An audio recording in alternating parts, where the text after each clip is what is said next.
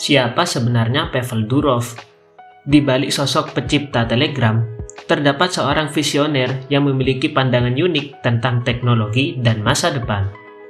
Dalam video ini, kita akan mengupas lebih dalam tentang kepribadian Pavel, nilai-nilai yang ia anut, dan bagaimana hal tersebut tercermin dalam pengembangan Telegram. Temukan inspirasi dari kisah hidup Pavel Durov dan bagaimana ia berhasil menciptakan sebuah platform yang tidak hanya memudahkan komunikasi, tetapi juga menjadi tempat bagi jutaan orang untuk berbagi ide dan informasi. Tapi sebelum itu, jangan lupa untuk subscribe channel ini supaya kalian tidak ketinggalan video-video terbaru dari channel Sobat O2.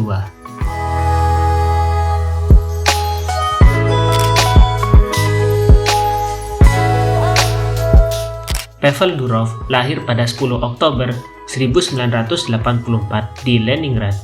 Dia menghabiskan sebagian besar masa kecilnya di Turin, Italia, tempat ayahnya bekerja. Sejak kecil, Durov sudah menunjukkan minat yang besar dalam teknologi dan pemrograman komputer. Pada tahun 2006, ia lulus dari Departemen Filologi Universitas Negeri Saint Petersburg, tempat ia menerima gelar kelas 1.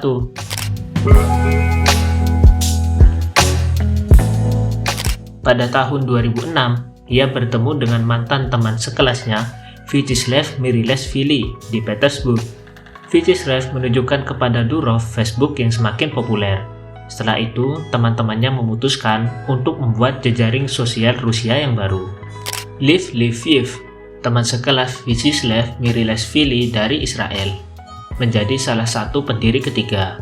Durov menjadi CEO dan menarik kakak laki-lakinya Nikolai, pemenang beberapa kompetisi matematika dan pemrograman internasional, untuk mengembangkan situs tersebut.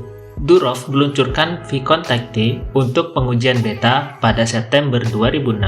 Bulan berikutnya, nama domain vkontakte.ru. Proyek baru ini didirikan pada 19 Januari 2007 sebagai perusahaan terbatas swasta Rusia. Basis pengguna mencapai 1 juta pada Juli 2007. Dan 10 juta pada April 2008. Pada Desember 2008, Viki menyalip pesaingnya Odnoklassniki sebagai layanan jejaring sosial terpopuler di Rusia. Viki dengan cepat menjadi jejaring sosial terbesar di Rusia dan negara-negara bekas Uni Soviet, dengan lebih dari 350 juta pengguna. Pada tanggal 1 April 2014, Durov mengajukan pengunduran dirinya kepada Dewan Direksi. Hal ini diyakini terkait dengan perang Rusia-Ukraina yang dimulai pada bulan Februari. Namun, Durov sendiri mengklaim bahwa hal ini adalah lelucon April Move pada tanggal 3 April 2014. Pada 21 April 2014, Durov diberhentikan sebagai CEO Viki.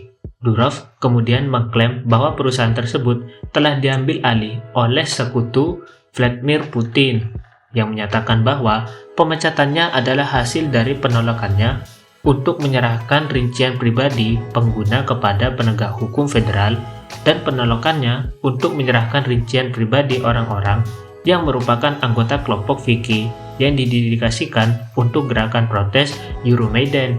Durov kemudian meninggalkan Rusia dan menyatakan bahwa dia tidak punya rencana untuk kembali, dan bahwa negara tersebut tidak cocok dengan bisnis internet saat ini. Setelah meninggalkan Rusia, ia memperoleh kewarganegaraan Saint Kitts dan Nevis dengan menyumbangkan $250.000 kepada Sugar Industry Diversification Foundation negara itu dan mengamankan $300 juta dalam bentuk tunai di bank-bank Swiss.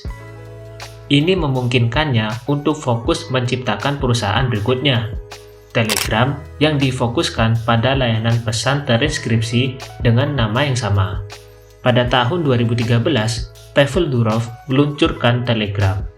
Dengan visi untuk menciptakan aplikasi pesan yang benar-benar aman dan cepat, Telegram hadir dengan fitur-fitur inovatif seperti enkripsi end-to-end dan cloud storage yang tak terbatas. Telegram dengan cepat menarik perhatian pengguna di seluruh dunia. Aplikasi perpesanan ini dengan cepat mendapatkan popularitas global dengan lebih dari 100 juta pengguna. Perjalanan Durov dalam mengembangkan Telegram tidak selalu mulus. Ia menghadapi berbagai tantangan. termasuk tekanan dari pemerintah Rusia dan pesaingnya yang ketat dari aplikasi pesan instan lainnya. Namun, Durov tetap teguh pada prinsipnya untuk menciptakan aplikasi yang aman dan bebas. Pada Januari 2018, Durov mengumumkan bahwa dalam upaya untuk memonetisasi kesuksesan Telegram yang terus berkembang, ia meluncurkan mata uang kripto, yaitu Gram, dan platform TON. Ini mengumpulkan total 1,7 miliar US dollar dari investor. Namun, usaha-usaha ini dihentikan oleh regulator Amerika yang berpendapat di pengadilan bahwa Grams melewati undang-undang pembiayaan Amerika Serikat dan harus mengembalikan uang itu kepada investor. Pada tahun 2018, Rusia berusaha memblokir Telegram setelah perusahaan menolak untuk bekerja sama dengan Dinas Keamanan Rusia.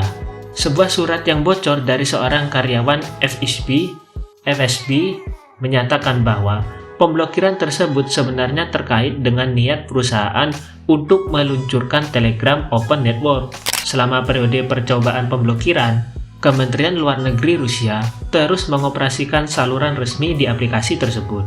Pemerintah pemblokiran dicabut pada tahun 2020. Setelah 2 tahun percobaan pemblokiran, yang dilaporkan berhasil dihindari oleh layanan tersebut dengan menggunakan domain fronting. Alasan yang disebutkan adalah Telegram setuju untuk melawan terorisme dan ekstremisme di platform tersebut. Pavel Durov adalah sosok inspiratif dengan visi yang kuat untuk menciptakan aplikasi pesan instan yang aman dan bebas.